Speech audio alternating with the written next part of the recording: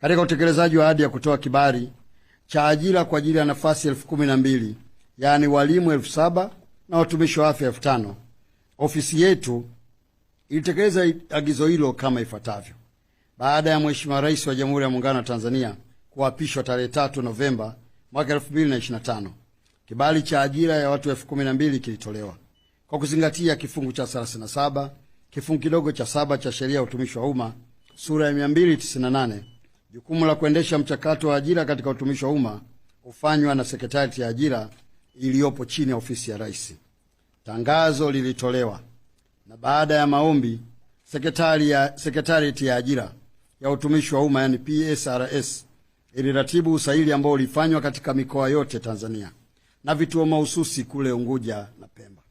Tarehe 13 mpaka tarehe 14 Disemba, usaili wa mchujo yani aptitude test ulifanyika kwa njia ya kidijitali na matokeo ya usaili huo yalitolewa siku hiyo hiyo ambapo usaili ulifanyika. Tarehe 15 mpaka tarehe 23 Disemba mwaka 2025 ulifanyika usaili wa mahojiano kwa waombaji wote waliofaulu usaili wa mchujo. Ndugu wanahabari, tarehe 11 hadi tarehe 20 Januari mwaka 2026, Sekretarieti ya Ajira katika utumishi wa umma imewapangia vituo wasaili wote waliofaulu usaili na barua zinaendelea kutolewa. Barua za kuwapangia vituo wasaili waliofaulu zilitumwa moja kwa moja kwenye akaunti zao za waombaji baada kama ilivyokuwa zamani ambapo waombaji walilazimika kuja Dodoma kufuata barua zao.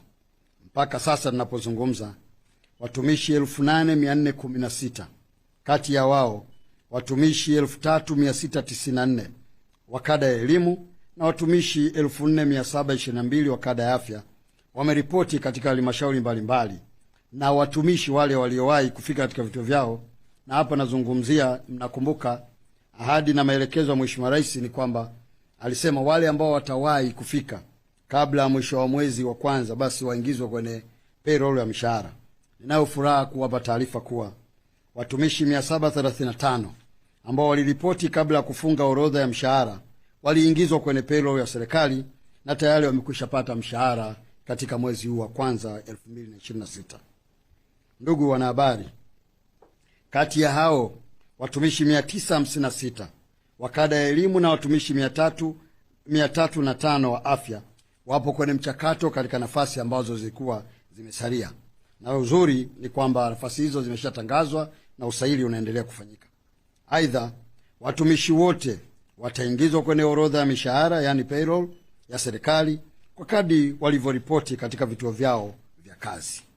Ndugu wanahabari, baada ya zoezi la ajira kukamilika, nataka nitoe angalizo kwa waajiriwa wapya kuwa wanapaswa kuripoti ndani ya siku 14 katika vituo vyao vya kazi tangu kupokea barua zao za kupangiwa kituo cha kazi, na wale watakaokiuka kuripoti ndani ya muda uliopangwa, nafasi zao zitachukuliwa na wasailiwa wengine ambao wamebaki kwenye kanzi data. Na katika eneo hili, ndugu waandishi wa habari, nataka niseme tu kwamba waliojitokeza kuhojiwa walikuwa wengi sana. Wamefanya usaili. Hawa waliopewa nafasi ni wale ambao walifanikiwa kupita kwenye usaili, lakini wako wengine ambao kwenye kanzi data. Kwa hiyo wale ambao watakwenda kwenye vituo basi wajue kwamba nafasi zao zitakuwa replaced katika utaratibu huo. Pia napenda kutoa maelekezo kwa waajiri kuwa baada ya kuwapokea watumishi wa ajira mpya, wanapaswa kuwasilisha taarifa hizo za ajira kwa mhariri mkuu wa gazeti la serikali ambaye ni katibu mkuu Ofisi ya Rais, Management ya Utumishi wa Umma na Utawala Bora, ili taarifa hizo ziweze kuchapishwa katika gazeti la serikali. Nadhani jambo hili halihitaji maelezo mengi. Nadhani mnajua kwamba kuna magazeti yetu ya kawaida na kuna gazeti la serikali ambalo mhariri wake mkuu ni katibu mkuu Ofisi ya Rais, Management ya Utumishi wa Umma na Utawala Bora. Ndugu wanahabari, vile vile kumekuwa na maombi mengi sana ya baadhi yetu kuomba kubadilisha vituo vya kazi. Nitoe rai kuwa hatutakuwa na mabadiliko ya vituo vya kazi kwa sasa. Nafasi zote zimetolewa kulingana na uhitaji wa kila halmashauri au mwajiri husika. Hivyo kubadilika kituo cha kazi maana yake ni kupunguza idadi ya watumishi waliopangwa kwenda kwenye halmashauri husika.